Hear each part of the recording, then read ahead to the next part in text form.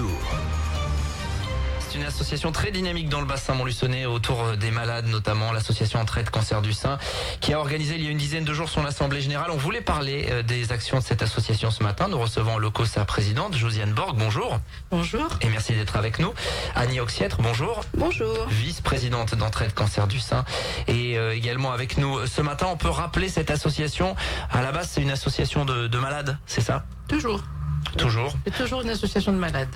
Alors expliquez-nous comment elle est née un petit peu cette association. Et bien donc c'est une personne, donc Bernadette Racoto-Bouillot, qui avait été atteinte donc d'un cancer et qui a eu bien des difficultés après pour la reprise de son travail. Donc avec une autre personne aussi, une collègue de travail, Marie-Hélène Hérodé, et deux autres personnes dont je me souviens pas trop le nom. Donc elles ont décidé, après avoir fait des démarches à droite et à gauche, de créer une association de malades pour défendre les droits des malades à reprendre une activité professionnelle.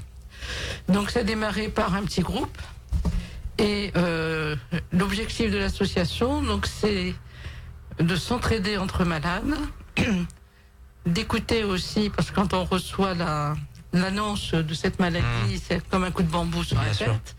Donc on a besoin d'en parler et bien souvent dans les familles ou les amis, bon c'est un peu tabou. Et tout doucement, donc au fil des années, cette association a pris de l'ampleur, puisque actuellement, donc nous sommes à peu près une quinzaine de bénévoles, j'allais dire très actifs. Et à notre assemblée générale, il y a eu 5 personnes nouvelles qui nous ont rejoints. D'accord. Voilà. Donc ça veut dire que le dynamisme de l'association fait que vous attirez du monde finalement. Oui. Par nos actions, savoir, disons, le premier élément, c'est surtout inviter les femmes à se faire dépister. Ouais. Voilà. Parce que bien souvent, quand c'est pris trop tard, ça peut être un peu trop catastrophique. Le deuxième élément, c'est donc de se retrouver aussi dans la convivialité. Une fois par mois, donc nous nous retrouvons dans un café, je ne dis pas le nom. Oh, vous pouvez, c'est le Chanzy généralement. Chanzy, voilà. Non, il n'y a pas de problème, on l'annonce dans nos agendas, il n'y a aucun problème. D'accord. Et donc là, c'est un moment convivial où on parle de tout et de rien. Et puis quelquefois, donc il y a des personnes qui parlent des différentes informations qui ont su qu'on se retrouve là et qui viennent un peu déverser leurs difficultés. Ensuite, donc nous avons des stands que nous tenons au moins une fois par an et à l'hôpital privé et à l'hôpital public, toujours pour inciter les femmes au dépistage. Ouais. Cet aspect prévention, il est important. Vous, votre message, votre leitmotiv, c'est ça, c'est de dire aux femmes d'aller se faire dépister finalement. Oui, parce que on rencontre des personnes qui ont refusé le dépistage et qui se retrouvent après avec un cancer plus gros, plus évolué. Toujours important de rappeler ces messages-là. Oui. Donc sur cet aspect prévention, vous êtes mobilisés. Et puis vous le disiez, il y a ces rendez-vous donc dans les cafés, le Chanzy, une fois par mois. C'est uniquement pour les membres de l'association ou c'est ouvert finalement à tous les malades? C'est ouvert à tous les malades qui ont envie de parler avec nous. Oui, ou les familles éventuellement aussi. Oui. Les familles, les enfants des malades. Dans ce genre de rendez-vous-là, vous ressentez qu'il y a un besoin de parler? Il y a un besoin parce que la couverture médicale est bien assurée. La couverture sociale avec les assistantes sociales est bien assurée, mais l'expertise de malade n'est pas assurée. Donc là, il y a un besoin d'échange, de demander comment ça se passe pour vous, quel traitement vous avez eu, est-ce que vos cheveux ont repoussé après à la chimio, etc., etc.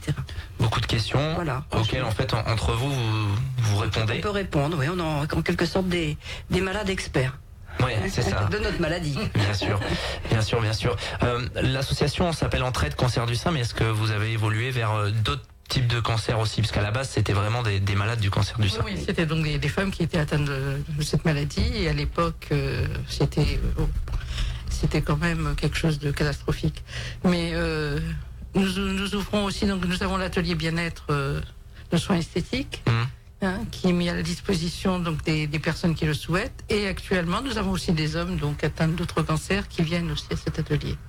Les statuts ont été changés il y a 2-3 ans pour ouvrir à tous les cancers. Ouais, parce qu'il y avait de la demande, j'imagine, vous sentiez qu'il y avait un besoin. Oui, il y avait même un peu de jalousie. Et nous, oui, pourquoi pas nous? Oui, c'est important d'élargir un petit peu le cercle. Et puis, hélas, même parmi la vingtaine de personnes là, dont on a parlé qui sont à l'association active, il y a des gens qui ont plusieurs cancers et pas que le cancer du sein. Ouais. Donc il n'y avait pas de raison de saucissonner les cancers. Ouais, il fallait pas que ce soit restrictif. Évidemment, vous parliez des ateliers esthétiques. Concrètement, vous faites quoi? Nous avons donc une socio-esthéticienne qui répond à la demande donc des personnes qui sont intéressées pour se refaire une beauté, pour avoir des massages de relaxation, etc. Qui intervient donc actuellement 2 fois par semaine, soit à la clinique, à l'hôpital privé, soit à l'hôpital public. Et donc il y a des rendez-vous qui sont pris. Et les personnes donc, peuvent demander soit un soin du visage, soit un soin des mains, des pieds, parce qu'on sait bien que la chimiothérapie dégrade un peu les choses. Et c'est aussi, comme cette personne est bien formée à la maladie, si vous voulez, c'est aussi un lieu d'écoute et de parole. Tout en se faisant masser, il y a des choses qui... Oui, on peut peut-être se libérer un petit peu plus facilement. Facilement, dans un cadre coucouné un petit peu. Parce que nous avons un local donc, qui nous est alloué par l'hôpital public et qui est bien aménagé. Alors, de nombreuses actions, j'imagine qu'il y a beaucoup de projets aussi. On vous a vu sur la Nérisienne, notamment, ça c'est une grosse action avec l'Office de tourisme de Néry-les-Bains. Vous recueillez des fonds sur plein de manifestations pour participer à certains financements. Expliquez-nous un petit peu... voilà, concrètement au niveau pécunier, ce que vous apportez. Au niveau pécunier, en fait, tout l'argent est redestiné aux malades, au confort des malades. On a plein d'idées, on a plus d'idées que d'argent, même si grâce à la Nérisienne, quand même, on a pas mal d'argent. Dans nos projets, on voudrait mettre une boîte à livres à l'hôpital, à disposition des malades, dans la cour, sur le parking, parce que les familles qui viennent voir leurs malades, quelquefois, elles s'ennuient pendant qu'ils font la sieste. Elles aimeraient bien prendre un bouquin. Dans les projets, on voudrait renouveler notre atelier foulard. Pour la première fois, en janvier, le 14 janvier, on a fait un atelier foulard. On a eu du monde de façon... hélas, inespérée, et hélas, beaucoup de jeunes. Ouais. Voilà, on n'a pas... Foulard, évidemment, là aussi, conséquence de la chimiothérapie, c'est ça? Pour remplacer la perruque. La perruque, c'est cher, c'est mal remboursé. Et les foulards, ça peut être très joli. Alors, je pense qu'il y a pas mal de gens qui ont adopté le foulard maintenant. On a eu deux amies, une de Madagascar et une d'Afrique, qui sont expertes en pose de foulard et qui nous ont fait la formation. D'accord. On voudrait renouveler ça. On voudrait aussi apprendre à poser les perruques, faire un salon d'esthétique entre nous. Il y a d'autres projets. Oui. Donc, on a aussi en projet l'organisation d'une conférence avec les professionnels du centre hospitalier et l'école d'infirmiers sur les avancées du traitement de cancérologie à Montluçon. Montluçon s'occupe bien de la cancérologie. Ouais. Voilà. Il faut le dire. Oui, il faut le dire. Oui. Voilà. Un achat c'est autre chose, mais d'un téléviseur pour la salle d'attente d'oncologie au centre hospitalier, parce que les gens attendent longtemps et puis il n'y a rien. Donc nous avons déjà installé la salle d'attente avec un canapé, avec une machine à café, avec un frigidaire. Grâce à votre action, ça. Grâce à notre action. Grâce aux finances que nous avons reçues. Voilà. Ce sont des petites choses, mais qui permettent... Qui étaient demandées par les malades et leurs familles, et qui permettent même de faire quelquefois des repas avec ces malades. Ouais. Oui. On a aussi, cette année, en décembre, du 24 décembre au 1er janvier, on a offert la télévision à tous les malades en cancérologie à l'hôpital privé. Ouais, c'est-à-dire que toutes les personnes qui étaient hospitalisées n'avaient pas forcément les moyens de prendre la télé. On sait qu'ils n'ont pas les moyens. Ça coûte un petit peu. Et donc là, l'association intervient aussi. Voilà. On a tout payé. Oui. Voilà. Il faut dire aussi que le loueur de télévision a aussi participé de ça. A fait un petit geste aussi. Un effort à 50%.